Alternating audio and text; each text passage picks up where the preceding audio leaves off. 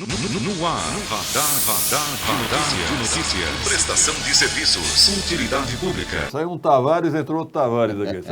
Saiu o Guto Tavares e agora comigo aqui na bancada o prefeiturável do PRTB, Rodrigo Tavares. Bom dia. Muito bom dia, Pedro. Bom dia, Carla. Bom dia, Rafael. Ao Guto Tavares, que embora não seja meu parente, teria muito gosto que fosse, porque é um cara extremamente qualificado e preocupado com o município de Guarulhos.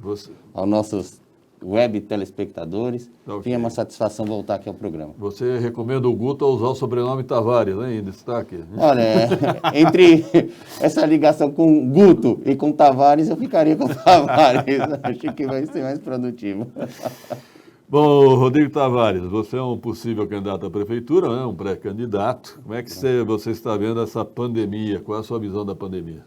Pedro, é uma situação que ela não estava no radar de ninguém e ela veio e tomou o Brasil praticamente de assalto. Hoje só se fala sobre pandemia.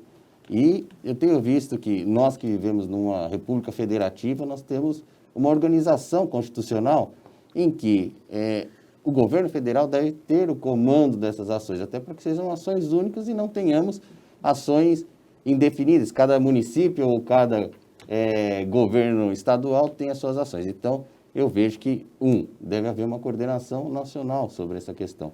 2, é importante que as pessoas vejam, o mundo sempre foi dividido em antes de Cristo e depois de Cristo. Então, era a C e DC, agora é antes do corona e depois do corona.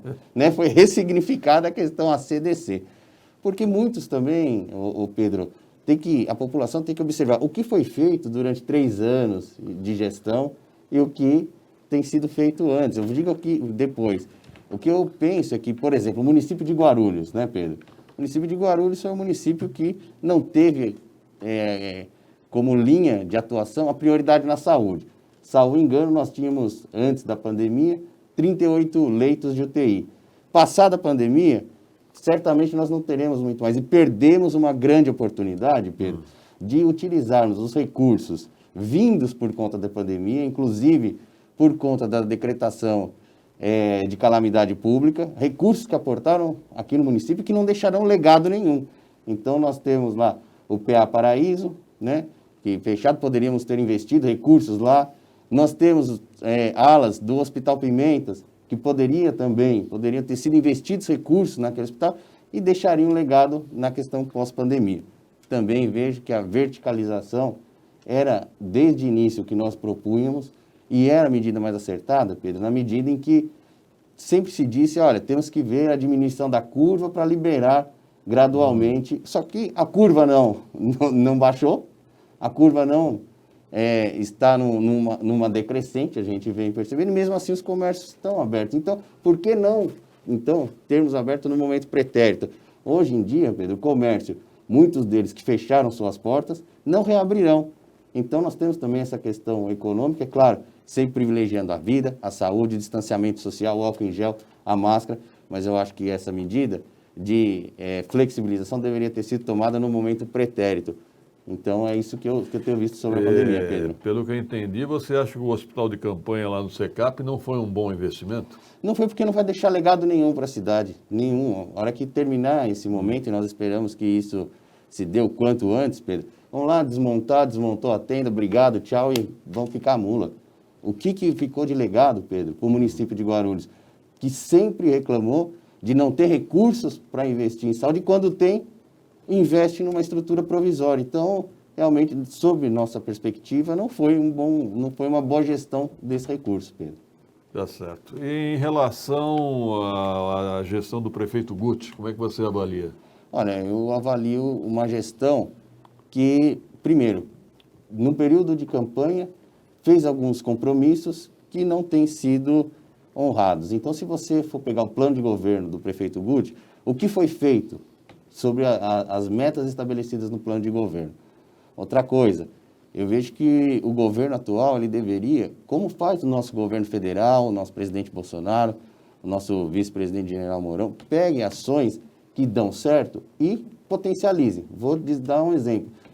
A questão do Bolsa Família não foi criação do governo Bolsonaro, mas o governo Bolsonaro implementou o 13º, fortaleceu, Então, eu vejo que o governo atual, nós tínhamos aqui outras questões, políticas públicas assertivas que vinham de gestões anteriores e que foram, por conta de questões partidárias ou por conta de que, olha, não fui eu que criei, foram desmontados. Vou te dar um exemplo. O OP, que era uma boa política e que hoje está desmontado. É ouvir a população. Então, O orçamento participativo. Que é o orçamento participativo. Então, eu vejo que o governante ou aquele que pretende sê-lo deve, sim, verificar, fazer primeiro uma auditoria completa nas contas da prefeitura quando você entra. Quando você assume, você tem que mostrar à população, estou pegando assim, porque senão fica muito fácil jogar sempre para trás. Então, mostre.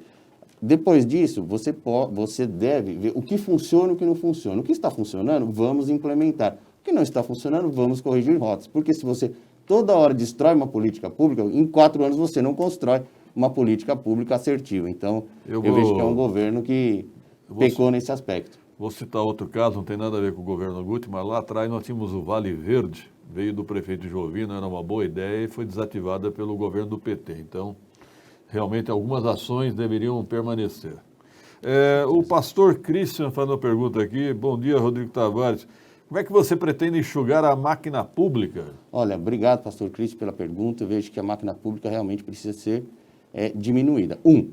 Cargos em comissão. Eu acredito, Pedro, que pelos estudos que nós fizemos, já está no nosso plano de governo, que no período de 4 anos nós vamos eliminar 50% dos cargos em comissão. 1.200 para 600? 600. E, digo mais, eliminar no sentido de não prover, porque ele é criado por lei, então eu poderia, numa canetada, descriá-los, ou então suprimi-los. Ou só não preenchê-los. Ou só não preencher. O caso é não provê-los, então não proveremos. E esses recursos, aí eu digo, com total clareza, serão investidos diretamente na estrutura de serviço para o servidor público municipal. Por quê, Pedro? Nós temos servidores públicos municipais da mais alta categoria e qualidade, porém com uma estrutura de trabalho muito reduzida ou péssima. Eu vou te dizer, eu estava na Secretaria da Saúde, e lá havia rodízio de pessoas para sentar em mesas. Os computadores, estou te falando sério, lá na Vigilância Sanitária. Sério. Quando existia o computador, não tinha internet. Então, quer dizer, como é que o servidor público pode também exercer as suas potencialidades como profissional? Isso é lamentável. A outra questão... Isso na saúde, Rodrigo? Lá na vigilância. Vigilância sanitária. Então, o computador, os profissionais querendo produzir, mas uma hora é a internet, que não funciona, outra não tem computador, outra não tem onde sentar. É brincadeira, Pedro. É o inferno brasileiro. E outra questão que é fundamental, nós temos que diminuir a máquina pública, também diminuir os gastos públicos ou gastá-los com uma melhor qualidade. Então, uma questão de uma boa qualidade de gasto público unida com a diminuição da máquina. Transformar ou fazer, porque o servidor público aqui no município de Guarulhos sempre foi usado para política e muito pouco para gestão, tá? Então, quero também dizer que dentro daquilo que nós nos propomos, os cargos de diretoria serão preenchidos pelo menos 70%, no mínimo, 70% por servidores de carreira. E te digo por quê. Porque, primeiro, conhecem da área e, segundo, quando eu promovo o servidor de carreira, além do estímulo para o próprio servidor, você está economizando. Vamos dizer, um servidor público que ganha lá R$5.000. Quando você traz um diretor de fora, você vai pagar o salário cheio dele, mais todos os impostos. Quando você promove um servidor que já recebe do cofre público, você vai pagar só a diferença.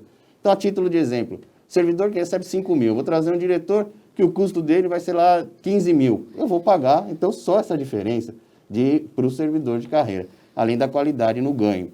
Eu acho que são medidas como essa que fazem a diminuição, o desinchaço da máquina, porque nós teremos também um período, Pedro, de apertar o cinto, austeridade fiscal, estar muito atento com o gasto público e, sobretudo, e aí vem uma outra questão, até aproveitando o gancho, Pedro, que é a questão dos aluguéis, tá? A questão que nós temos muitos próprios municipais que poderiam comportar secretarias e hoje nós temos aí aluguéis sendo pagos sem a devida cautela, talvez. Concordo. Porque poderíamos investir nos próprios, que são municipais, trazer essa estrutura e economizar nos aluguéis. Ou construir um centro administrativo, como o Mogi das Cruzes fez lá atrás, né? Certamente. Uma outra questão que também é desinchaço da máquina pública, porque é boa qualidade de gasto, Pedro, é fazer também uma auditoria de todas as ONGs e entidades do terceiro setor que recebem recursos públicos. Aliás, deixa eu interromper. A Toninha Silva perguntou qual a sua visão sobre terceirização na área de saúde.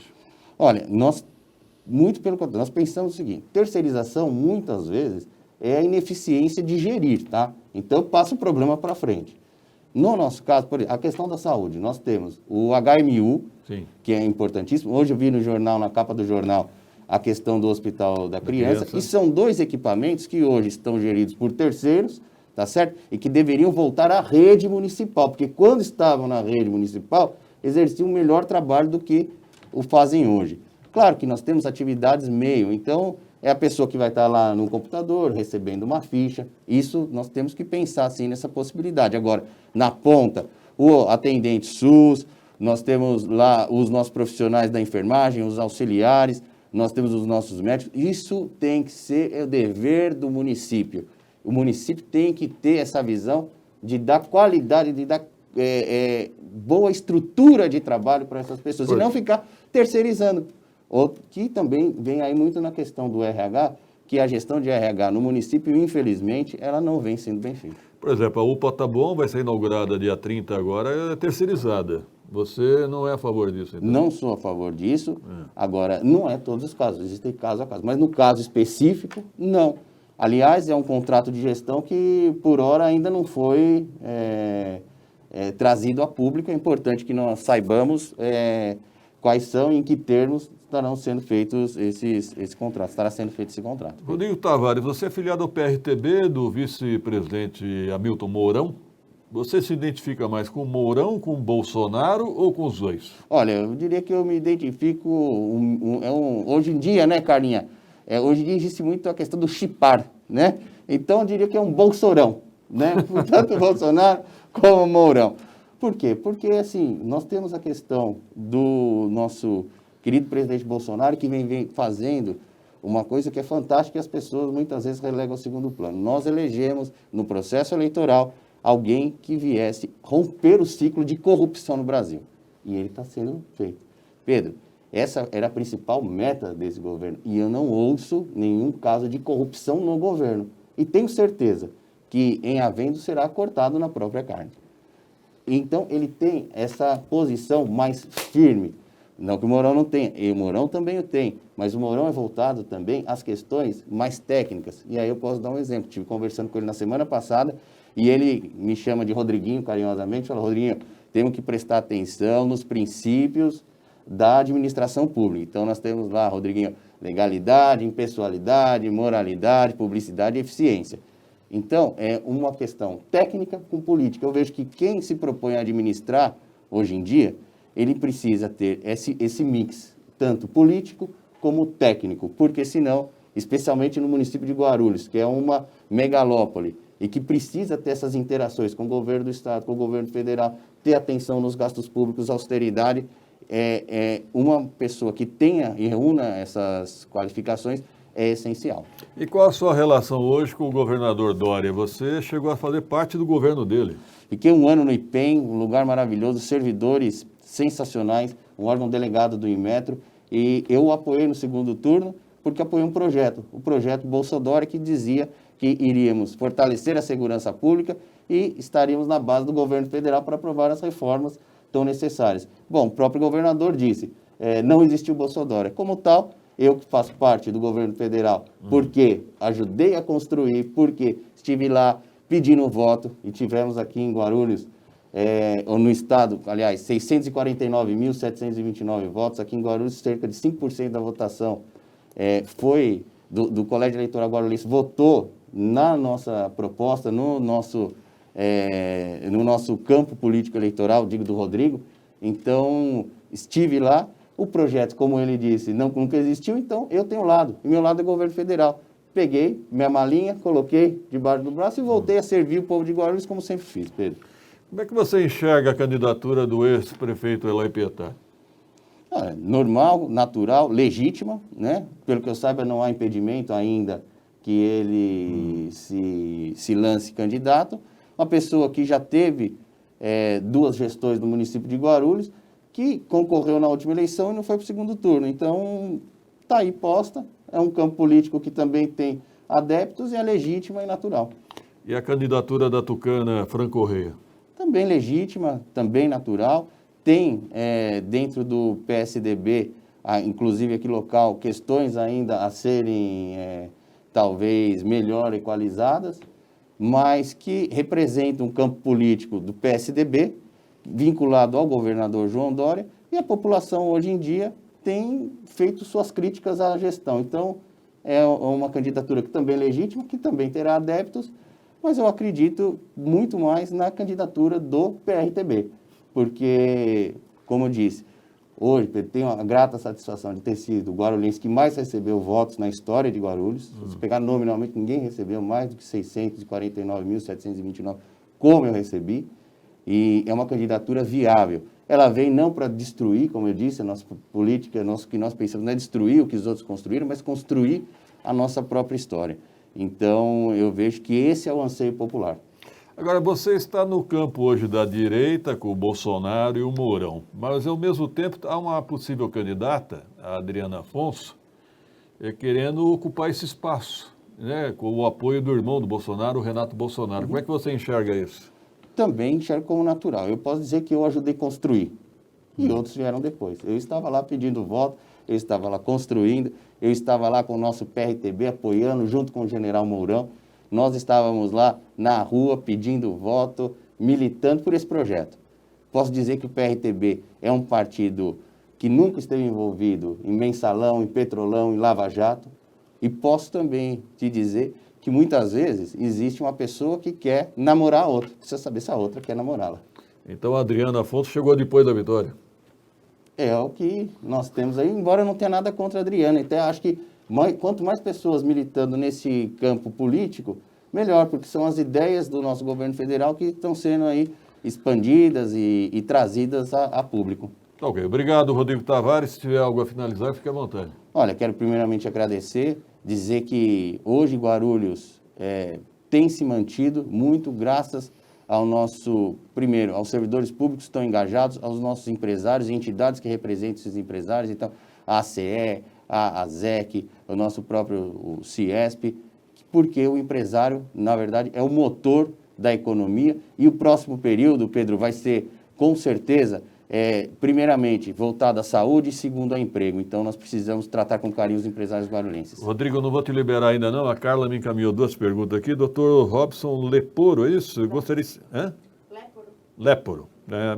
Gostaria de saber a sua opinião sobre a segurança pública em Guarulhos, em especial sobre a GCM. Olha, a GCM também, os nossos guerreiros do sangue azul nas veias, sangue azul marinho nas veias, nós temos aqui uma questão fundamental, que também é de estrutura. Nós temos que formar aqui e fazer andar o GGI, que é a integração das polícias. Então, nós temos aqui Polícia Federal, Polícia Rodoviária Federal, nós temos o Corpo de Bombeiros, nós temos a Polícia Militar do Estado de São Paulo, e nós temos que integrar essas forças junto com a GCM, porque muitas vezes, em que pese o bom trabalho exercido pela GCM, não há essa integração. Então, nós temos que fortalecer realmente a GCM, dando mais estrutura para que ela possa, sim, executar um trabalho que já é bem feito, mas um trabalho ainda melhor. E a outra pergunta é a sua opinião sobre a gestão ambiental em Guarulhos, sobre a zoonose e a proteção animal. Você trabalha na zoonose, né? Trabalho. Na vigilância? Eu trabalho na Secretaria de Saúde. Naquele momento eu estava na vigilância, hoje estou lá no zoonose, lá no CCZ, e eu vejo que, Pedro, lamentavelmente, há uma falta de estrutura terrível. Nós não temos veículos. Lá, muitas vezes, por mais que a chefia local ela faça o esforço que deve ser feito, mas muitas vezes as questões de EPI não existem. E eu vejo que é um local que pode, sim, evoluir muito. O DEPAN, que é o Departamento de Proteção Animal, ele não é vinculado à saúde. O que a gente vê é que hoje, pelo menos na nossa perspectiva, nós temos que estar mais voltados à saúde. O DEPAN é importante, a causa animal é fundamental, mas são áreas que carecem de investimentos e precisam, porque tem um corpo técnico muito bom, mas falta investimento. Agora sim, obrigado, Rodrigo Tavares. Até uma próxima oportunidade. Pedro, fique com Deus, muito obrigado, satisfação imensa ter retornado aqui o programa. Espero que em breve possa novamente estar aqui, porque me sinto à vontade. Certeza, nós pretendemos fazer uma série de entrevistas com os prefeituráveis de Guarulhos, tá ok? Tá ok? Olha, muito obrigado. Quero deixar também um abraço para o Virgílio, que não está aqui, verdade. mas é um componente que sempre está aqui, figura que eu tenho mais autoestima. E, enfim, abraço, Virgílio. Virgílio Rocha está em férias, pessoal. 7 horas e 37 minutos, um rápido intervalo, produção.